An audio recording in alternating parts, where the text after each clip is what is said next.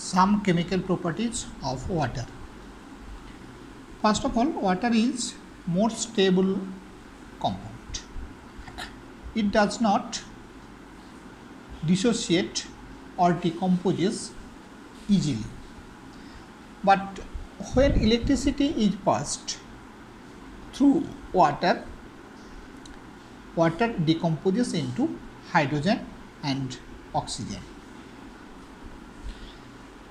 And this procedure is known as electrolysis of water. And in that process, water decomposes into hydrogen and oxygen. Hydrogen is produced in cathode and oxygen is produced in anode. So the chemical reaction is 2H2O gives to 2H2 plus O2, and this is a decomposition reaction. Now when metallic oxide dissolve in water, they produce metallic hydroxide. Metallic oxide generally they are basic in nature. When they dissolve, they forms a alkali. Metallic oxide, it is the base. When reacts with water, they form metallic hydroxide, which are the alkalis. For example, sodium oxide, it is a metallic oxide, it is a base.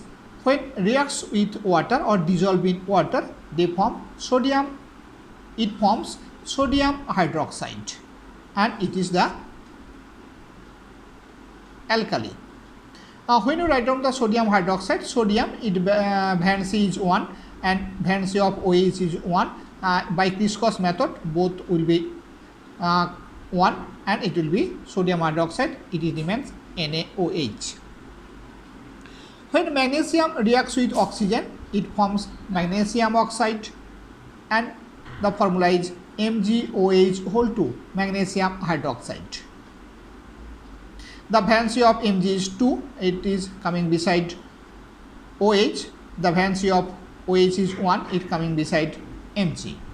Or if the calcium, say calcium oxide, when reacts with water H2O, it forms what? It forms calcium hydroxide, CaOH whole 2, because the valency of Ca is 2.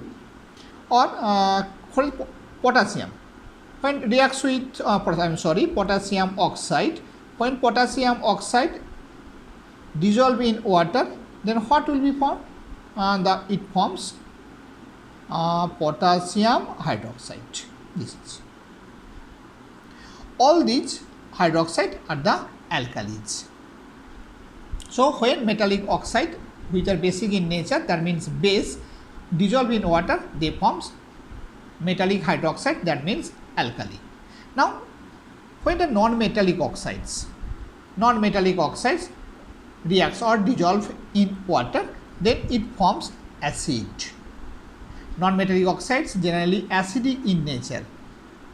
So when they dissolve in water, they forms acid. Non-metallic oxide plus water gives acid.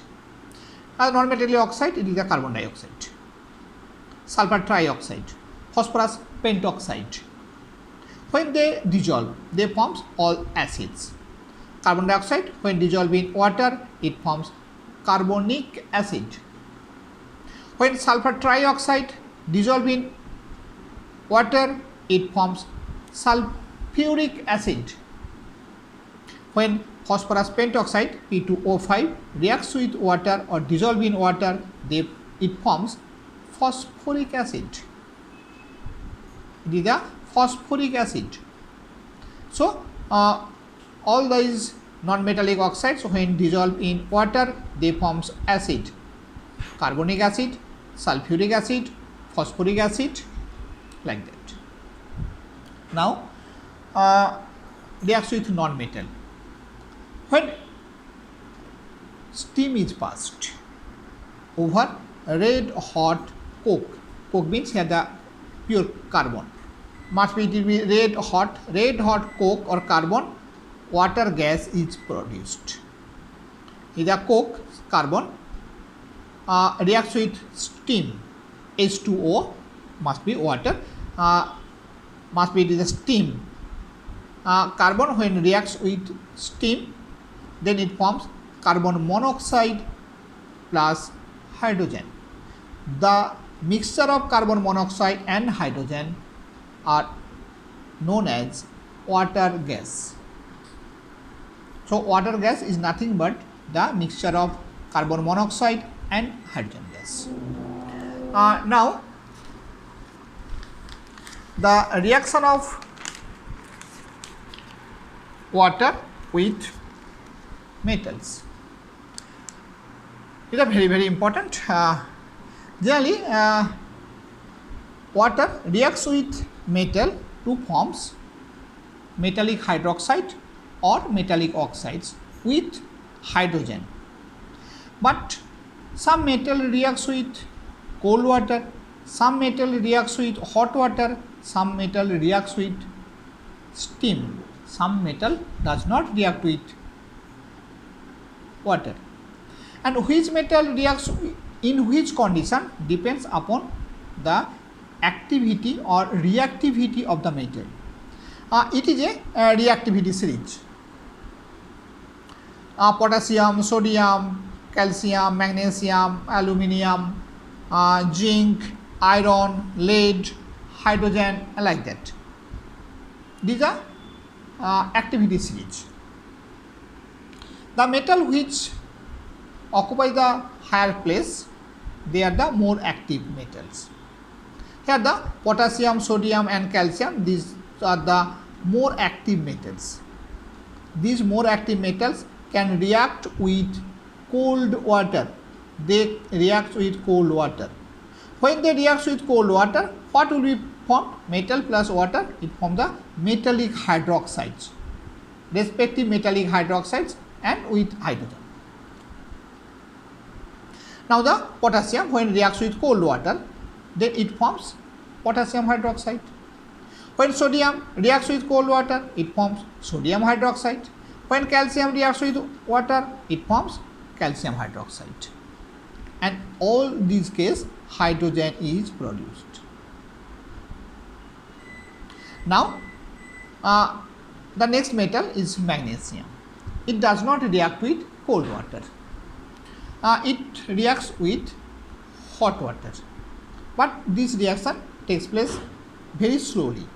If the temperature of water, then if the water starts to boil, then the magnesium reacts with boiling water vigorously and forms magnesium oxide and hydrogen. So magnesium reacts with hot, that means boiling water to produce magnesium oxide. So these metals which reacts with hot water or steam, then they react their respective oxides, metallic oxides and hydrogen. They do not react, they do not form metallic hydroxide. The metals which reacts with cold water, they forms metallic hydroxide. They form the metal plus water, the metallic hydroxide. These are metallic hydroxide. But the metals which reacts with hot water or the steam, they forms metallic oxide. Magnesium when reacts with hot water, it forms magnesium oxide and hydrogen. But aluminium, zinc, iron, these three metals are the comparatively less reactive. They react with steam. That means they do not react with cold water or the hot water. They react with only steam. When aluminium reacts with steam, must be it forms aluminium oxide. Zinc reacts with steam, it forms zinc oxide. Iron when reacts with water or steam, it forms ferroso-ferric oxide, Fe3O4. It is the combination of ferric oxide and ferrous oxide. So and in that every case hydrogen is produced. But after that, the metals which are lead, copper, Ag, Au or Ag, they do not react with water in any type of condition. In any condition, they do not react with water. Now the last one, another reaction with non-metals. Now chlorine is a non-metal. When chlorine gas pass through water, but must be in presence of diffuse sunlight. This is the condition of the reaction. Hydrochloric acid and hypochlorous acid are formed. Cl2 plus H2 give this is the hydrochloric acid HCl and hypochlorous acid HClO. O is there, hypochlorous acid. This hypochlorous acid is not stable. It decomposes and forms HCl and oxygen. Hypochlorous acid is decomposes to give hydrochloric acid with hydrogen. Hypochlorous acid decomposes into HCl plus O2. So ultimately, when chlorine passes through water in diffuse sunlight, the ultimate product is hydrochloric acid and oxygen. At the intermediate stage, there will be a product which is the hypochlorous acid. Thank you.